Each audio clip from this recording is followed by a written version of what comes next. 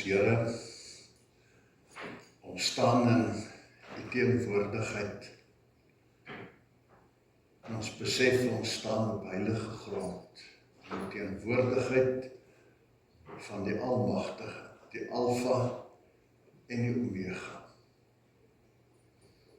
En in diepste afhanklikheid bid ons, stuur Here u Gees om ons te leer en te lei.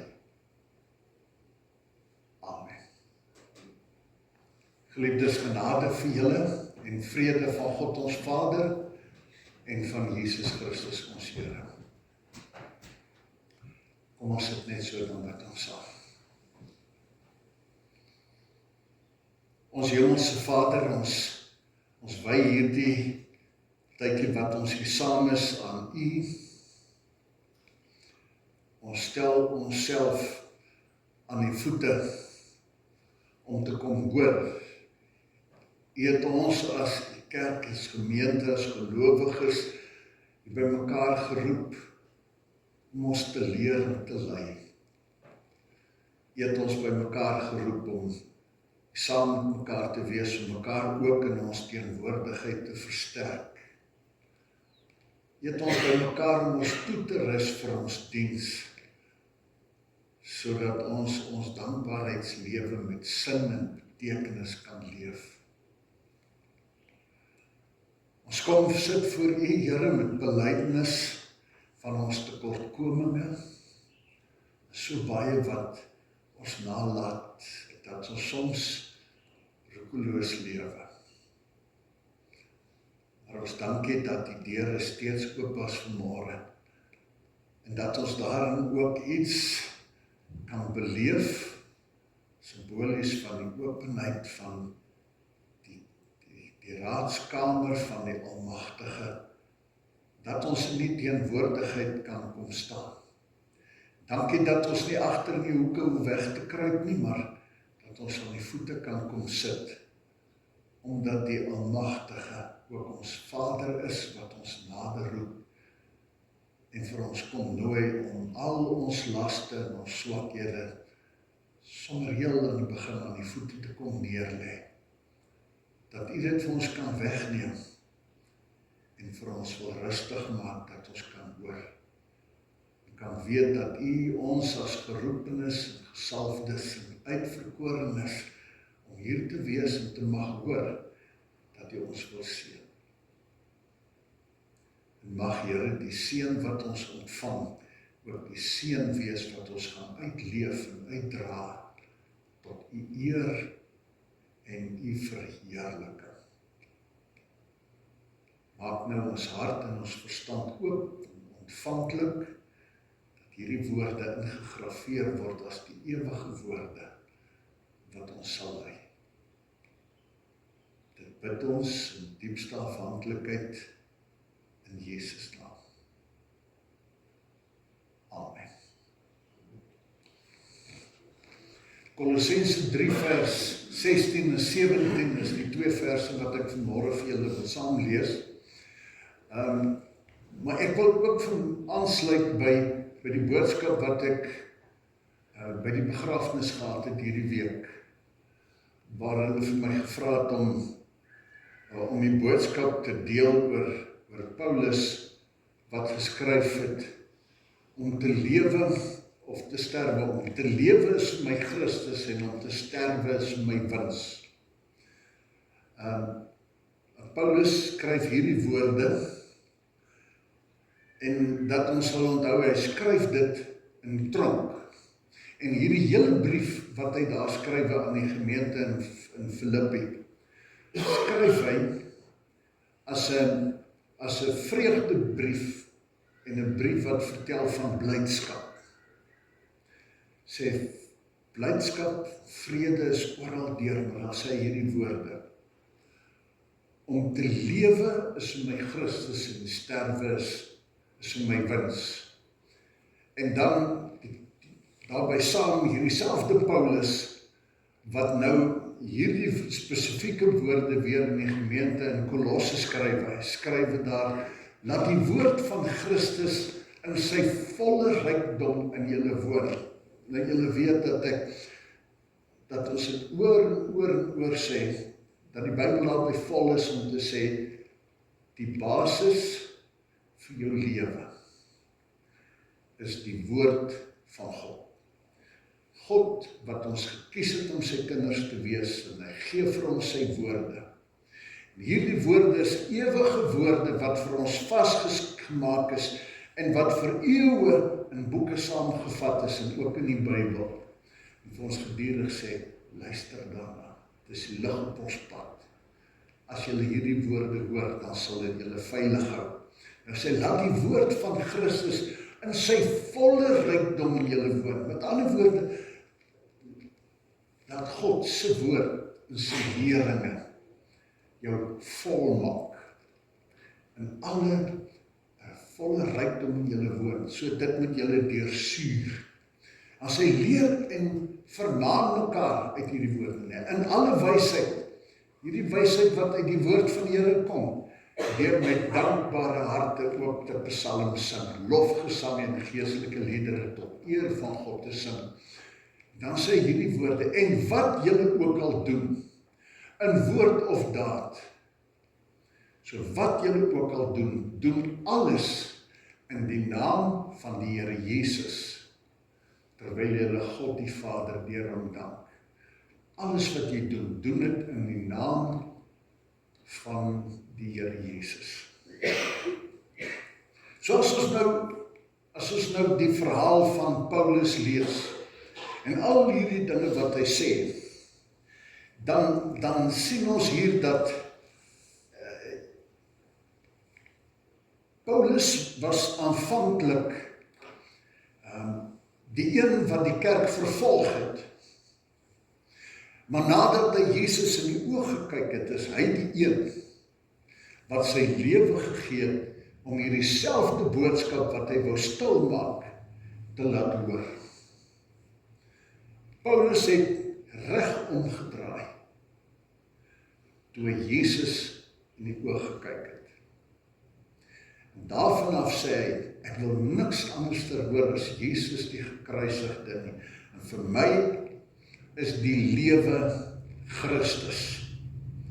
So, Paulus skryf hier, hy sit in die tronk, en hy skryf, hy sê, ek is bly oor wat hier gebeur het. Dan sê, julle moet nie hartseer wees nie, want dit wat hier gebeur, is tot uitbreiding van die koninkryk van God. Hy sê, ek sit in die tronk, en nou dit die voordeel, dat 'n klomp ander gelowiges vrymoedigheid kry om ook te getuig. Sê, man, praat, die Here sal jou bewaar. Die tweede ding, hy sê, die keiserlike wag, almal hier, want onthou, as hier nou hierdie besondere gevangenisse was, dan het ouens uit die keiserlike wag, met ander woord, die keiser het baie spesiale so, ek kan amper sê, sy spesmag, hulle het dan hierdie ouens opgepas, en hulle het dan hierdie gevangene was, die tronk is ons met mooi staaldere alles nie, hulle het saam met ons waar in die gevangenis gesit, hulle is aan hulle vastgeboei, so het hulle opgepas om te kyk, het hulle nergens heen gaan nie, maar sê, kyk na hierdie ongelooflike voordeel, die keiser se spesiale mag, hulle sit nou hier saam, almal in die tronk is, die ouens wat jy nie in die kerk sal kry nie.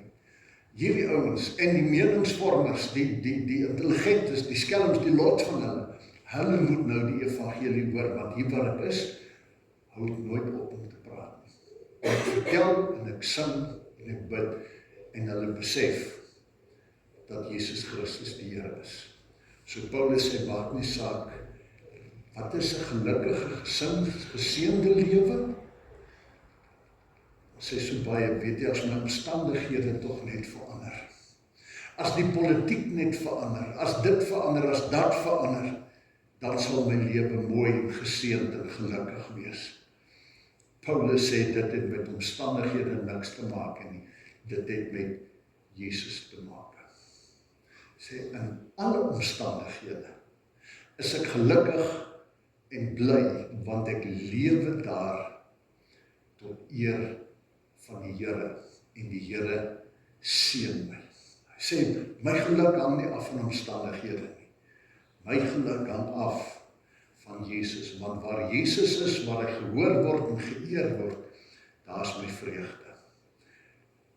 Die oomblik toe hy Jesus in die oë kyk, het alles verander, en hy lewe tot sy eer en sy verheerliking.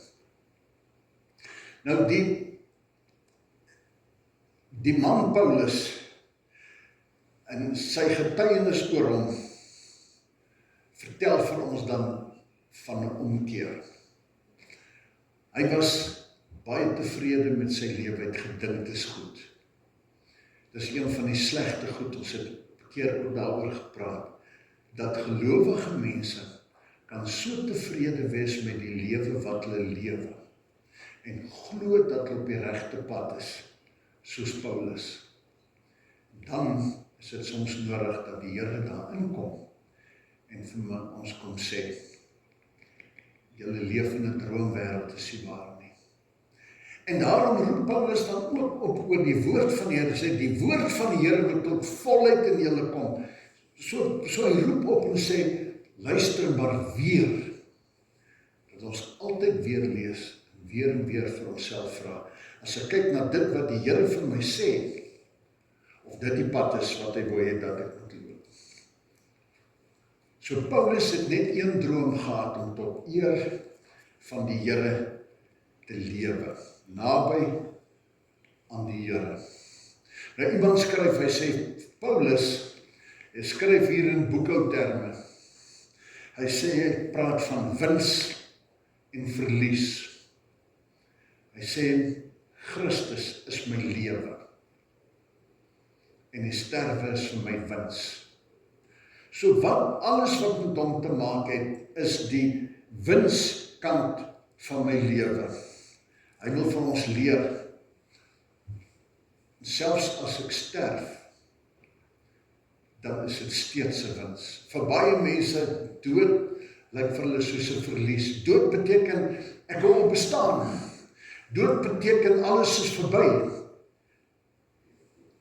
Maar as ons na Paulus luister, en met die woord van die Here, Paulus geweldig baie praat oor die lewe hierna, dan Paulus saam met die Openbaring vir ons sê, maar ons hou dan op om hier te bestaan. Maar die groot wins is, dan is ons vir altyd by hom. Dan is die eintlike bestaan, die bestaan in God se teenwoordigheid, saam met die Redder Jesus Christus. So wat verloor ek? Ek verloor aardse lewe, maar ek wen die hemelse lewe. Wat ek eintlik verloor, ek verloor swaar kry. Ek verloor beproewing, ek verloor die stryd om op die regte pad te bly. Ek verloor teleurstellings, maar ek wen die ewigheid in sy teenwoordigheid. So as my lewe, as lewe vir my geld beteken, dan is die sterwe verlies, want ek los dit alles agter. As lewe vir my roem is, dan is die dood 'n verlies, want ek sal skaars weg wees, dan begin mense my vergeet. As my lewe vir my mag is, dan is dit 'n verlies, want daardie mag verloor ek as ek sterf. As besittings my lewe is, dan is die dood vir my 'n verlies, want ek kan nie Mercedes hemel toe vat nie. As die dood vir my, of al hoe die dood vir my en jou 'n wins kan wees, is wanneer Christus my lewe is, en ek besef, as hierdie lewe klaar is, dan kom die grootste en die heerlikste. En dan is die vraag, waarvoor lewe ons dan nou nog? En hier wil ek aansluit by dan dit wat Paulus nou hier verder gaan by hierdie gedeelte vandag, as hy sê, wat julle dan ook al doen, in woord of daad, doen alles in die naam van die Here Jesus, terwyl julle die Vader vir hom dank. Die fokus op Jesus Christus, dat hy tot volheid in my kom. Die belangrike is dat ek nie 'n predikant of 'n sendeling of iemand soos Paulus te wees, om vir die Here te lewe nie. En Paulus sê, alle omstandighede, nie net die grootes, alle omstandighede. En daar is nie fout met drome, om groot te droom en my talente te gebruik om te presteer nie. Belangrik is net dat Paulus sê, wat julle ook al doen, stel dit in diens van die Here. Sorg dat jou lewe in sy diens moet wees, waar jy ook al is. Iemand het eenmaal gesê, as jy 'n ambagsman is, maak jou werkstafel God se preekstoel. As jy 'n chef is, maak jou stoof sy preekstoel. Waar jy ook al is, maak jou lesenaar, jou kantoor, jou werksplek, preekstoel, waar jy met jou lewe van die Here vertel. Ons mag groot drome hê, maar die grootste van hierdie drome behoort te wees, soos wat Paulus hom het, uit dankbaarheid, dis waarvoor hy sê, terwyl hulle God die Vader vir hierdie Jesus dank. 'n dankbare lewe, want Paulus se dryf lê juist daarin dat Paulus op pad na Damaskus besef het, ek het gedink dat ek vir God 'n groot diens doen. Ek het gedink hierdie storie oor Jesus is nog gesette. En ek het gedink as ek dit stil maak, dan kry ek regmerkies by God. En ek het nie besef dat ek God se vyand is in hierdie dinge. En dat hierdie Jesus, wie se boodskap ek wou stil maak, die een is wat ook gekom het om my saak met God reg te maak, en die plek in sy teenwoordigheid iemand te kom vasmaak. Paulus sê dit is die grootste wonderlikste ontdekking, dat God my nie uitgewis het nie onder sy voete vertrap en vernietig het nie, maar dat hy genade gewys het en gesê het, daar's 'n ander soort lewe, en ek wil jou daarvan deel maak. Hy sê, so sy lewe was hierdie dankbaarheidslewe. Nou, om te lewe tot die Here is om te getuig, is interessant. Ek wil 'n verhaal vertel van 2 mense wat deur hulle sport, ook in die besonder vir die Here getuig het. Tatjana Skuman, weet nie of julle sal onthou nie, toe sy in die Olimpiese spele deelgeneem het, op daai swemcaps van haar, dag staan Soli Deo Gloria. Aan God al die eer. Hierdie prestasie kom God toe, wat vir my hierdie gawe gegee het om te presteer. En as ek op hierdie troontjie stap, dan sê ek die eer kom aan God toe. Jaco van der Westhuizen, jare gelede in 'n Karibbeeker wedstryd, toe hulle klaar gewen het, toe trek hy sy trui op, toe hy 'n T-hemp onderaan, sê Jesus is koning. Een van die sokkerspelers, klomp tyd jare terug, het ek gesien, toe sê hy, soccer is not my life, Jesus is. En dan is daar 'n interessante man met die naam van Eric Liddell. Die fliek Chariots of Fire is gemaak en gebaseer op sy lewensverhaal. Nou, hierdie Eric Liddell was 'n ongelooflike, talentvolle Skotse sportster. Hy het rugby gespeel vir Skotland, nasionale klere gehad, drie gedruk by dosyne, maar sy groot roem het gelê by die Olimpiese spele. Was 'n ou wat voluit vir die Here geleef het. Hierin, hulle sê in een van sy groot oomblikke waarvan mense hom onthou het, hy het 'n 400 wedloop gehardloop, en hy struikel heel in die begin, en hy's 'n hele paar meter agter, en hy vlieg op en hy hardloop. En hy haal hulle een vir een, en hy wen die wedloop. Ons gekyk na hierdie man. Maar dan die groot hoogtepunt gaan oor uiteindelik oor hierdie hele film in sy lewe. In 1924 se Olimpiese spele het almal geglo hy gaan die 100 tree daai tyd, die 100 tree wen en gekroon word as die vinnigste man in die wêreld oor 100 tree. Maar toe vind hy uit die einddinge gaan op 'n Sondag wees. En hy was 'n diep gelowige man wat net in sy wêreld het hy geglo, Sondag se dag van die reis. Hy is nie bereid om op Sondag deel te neem. Toe sien hy die 400 meter, word nêrens op 'n Sondag gedoen nie. Toe begin hy vir die 400 meter oefen. Nou die ouens sê aanvanklik het iemand gedink, hy gaan ergens kom daarmee nie, want sy 400 was nie 'n sterk nommer nie, en sy beste tyd was omtrent 2 sekondes agter die regtig kompeterende tyd vir die 400. Maar hy het geweldig geoefen. Kom die Olympiese Spele, is hy deur in die uitdinne en kom by die finaal. En net voor hy gaan hardloop, het een van sy afrigters wat so saam met hom 'n medegelowige was, vir hom 1 Samuel 2 vers 30 gegee. En daar staan, mense wat my eer, sal ek eer. Die mense wat my minag, sal veragtelik wees.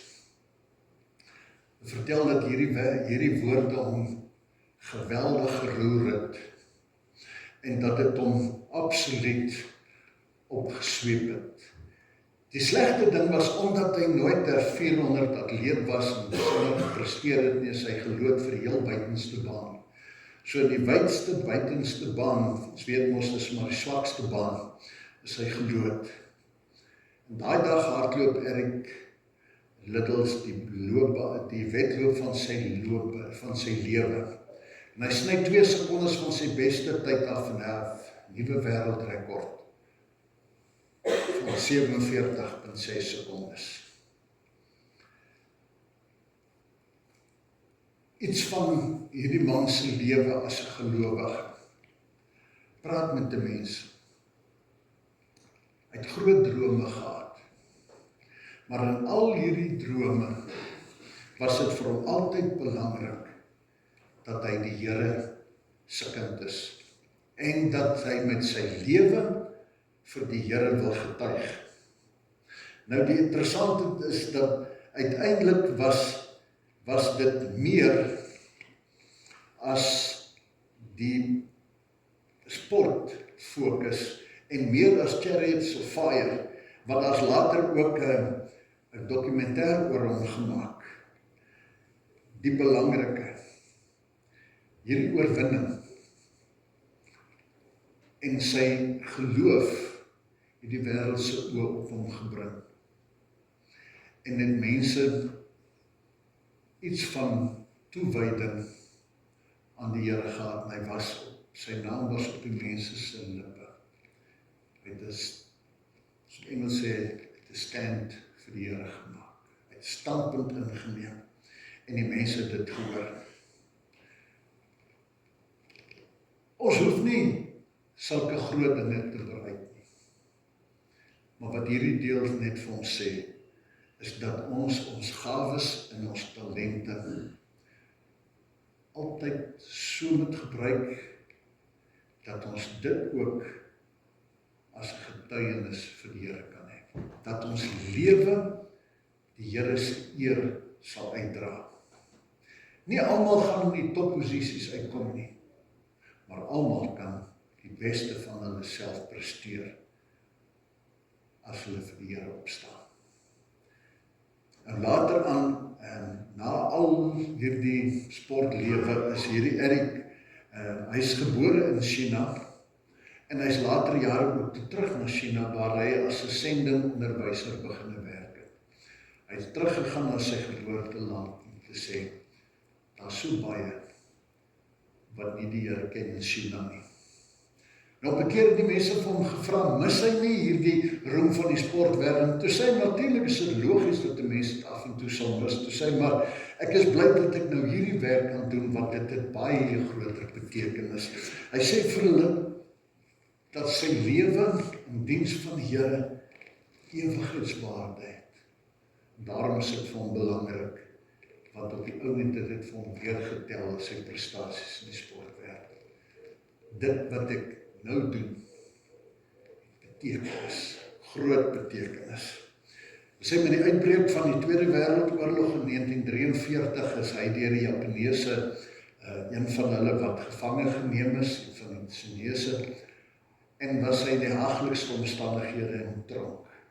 As hy daar in die tronk, het hy doodgewoon uitgestaan, want onmiddellik het hy gesê, maar hier is die geleentheid en hy daar begin organiseer vir die ou mense dat hulle ondersteun word. Hy het allerlei aktiwiteite vir die jong mense daar aangebied. Hy was 'n onderwyser en daarom het hy vir die ouens allerlei dinge oor wetenskap geleer. Hy het vir die ouens geleer om sinvol te lewe. Ons het nie opgehou lewe nie, ons sit nie net hier nie. Ons leef, ons gedagtes moet helder bly en ons gee om vir mekaar. 'n Skrywer en later teoloog Langley Gilkey was saam met hom opgesluit daar in die tronk en hy sê, hierdie Erik het hom so aangegryp in die manier wat hy gelewe het, dat hy daar in die tronk ook sy hart vir die Here gegee het. Hy was 'n man wat geweldig baie geskryf het en invloed gehad het. Teoloog geword het oor Erik se lewe.